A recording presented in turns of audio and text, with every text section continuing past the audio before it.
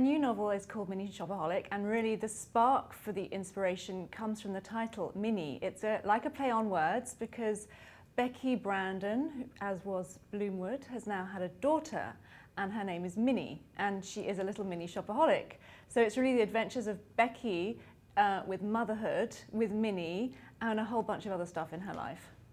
I think readers will be surprised in Mini Shopaholic by just how busy Becky's life has become. She's got so many challenges and she's fighting them all at once. So although there's motherhood is a great big theme, there's also recession busting, the fact that she's living at home with her parents, she hasn't found a house yet, there's a whole house hunting theme, there's a whole other plot to do with a party. It's a full book, full of stuff, full of themes, packed full of incident and adventure, and I think it's a lot of fun. I was first inspired to write Becky in a shop, believe it or not. I was out shopping and I just had the idea for a girl opening her Visa bill, and I could just imagine all those emotions that you go through, you know, the shock, the anger, the denial, and I could instantly see the funny side of shopping. And I couldn't believe that nobody had written about shopping before. So I kind of almost raced home to start writing this character and her adventures and the way we all think when we shop, and it turned into something so much more, but that was the first inspiration. I totally went through the same moment myself, which is why I knew how to write it. I used to open my Visa bill and it really was a kind of amnesia. I would stare at these entries thinking, wait, I don't remember doing any of this. I don't remember going to this store, and how could I have spent so much? It made no sense, particularly because there is such a big time lag between the moment that you hand over your card and the moment that you get the bill. There's a good few weeks and you totally forget what you've done and you don't really want to know. It's all a bit shocking and horrible. So I knew that, and I think like Becky when I'm out shopping. You know, what she thinks is the way I think. Well, Becky's sort of MO, if you like, is to rationalize everything that she buys so that it feels completely logical at the time. It's like, well, I need this because it will be a good investment, or, well, this is half price, so it's actually saving money, or, you know, I may have 50 pairs of jeans, but this one is different because look at the belt, it's different. And that's completely the way I think when I shop. Everything feels logical and right and needed and essential, and it's only when I get home I think, oh, I didn't need that at all. Or usually my husband points out that I didn't need it, and then, yeah, that's like Becky too. Well, the financial crisis obviously has been a major part of British life, world life, all of our lives in the last few years. So obviously I was going to have Becky sort of reacting to this and fighting it as best she can.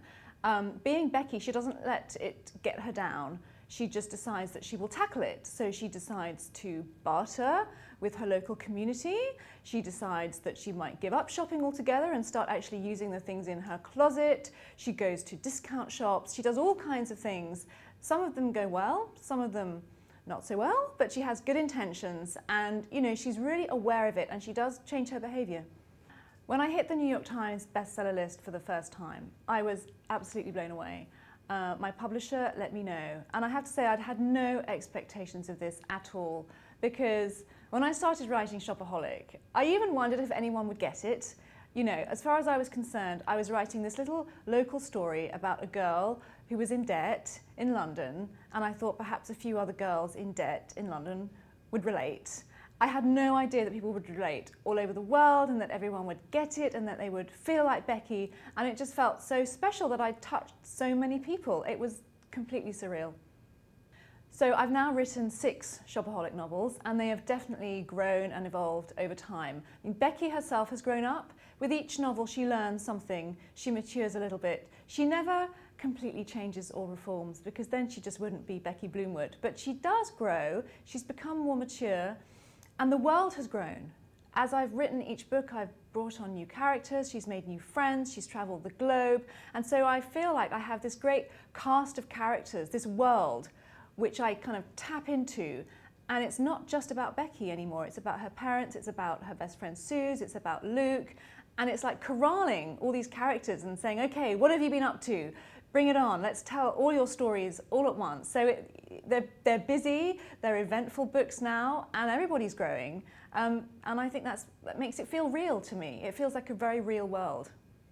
My friends and family, I have to say, have been really fun and supportive with the books. I think they tickle their sense of humour because they do recognise little bits of me, of my sister, of my parents certainly, and my kids. Although of course my kids are all boys, luckily, so none of them can complain that I've portrayed them in Minnie. And luckily we all have the same sense of humour, so I think they just get a kick out of it. And occasionally they say, "Yeah, that was totally you," and I go, "No, it wasn't."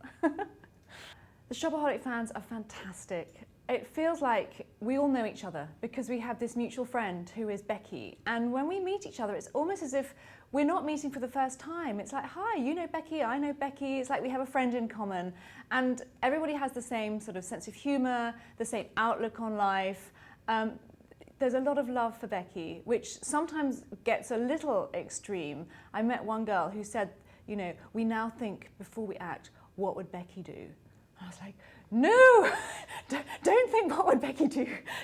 She's entertainment, but please don't live your life like her." But then you can't help be flattered because I think people have taken Becky to their hearts and they take the good bits from her as well as the bad bits. I mean, she's flawed, but she's also loving and optimistic and warm, and that's what they relate to. And it's lovely. It does feel this lovely, warm community of people.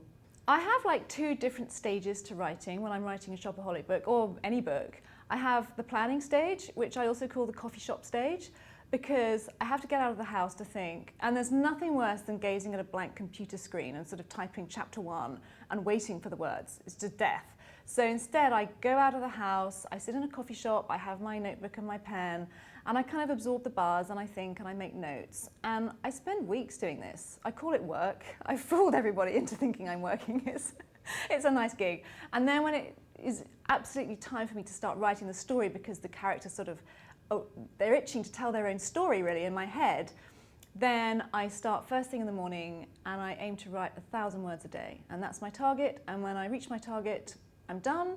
Sometimes it takes 3 hours, sometimes it takes all day, but that's the way I work it. And then when I've done that for enough days, the story's been told. Obviously I love reading, and recently I've been going old with my reading. It's like a kind of escapism from the modern life. So I've been going back to P.G. Wodehouse, whose comedy is just fantastic. I've been wallowing in Agatha Christie. I've always loved this book called The Diary of a Provincial Lady, which I think of as sort of original chick lit of the 1930s. And there's another one, The Constant Nymph by Margaret Kennedy. Also, an older book, which is just such escapism from me. So that's what I've been enjoying recently.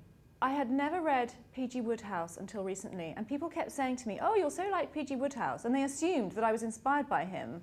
So it's almost been back to front. I then came to P.G. Wodehouse and thought, "Oh my goodness, this is fantastic," and I kind of gorged on his books because there's something about the optimism, the silliness, the humour, and just the general sense of escapism from real life that I really relate to.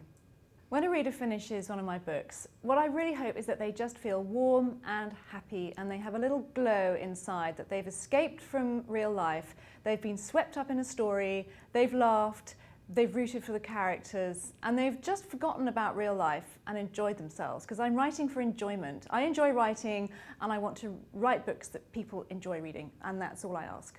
Becky has a whole load more adventures to come, which is very exciting, but I can't really talk about them right now because in order to describe what she's going to do next, I'd have to give away what happens at the end of this book. So I'm going to have to just be a bit vague and say, yeah, there's more excitement to come, but to find out you'll have to read Mini Shopaholic and then you'll get an inkling.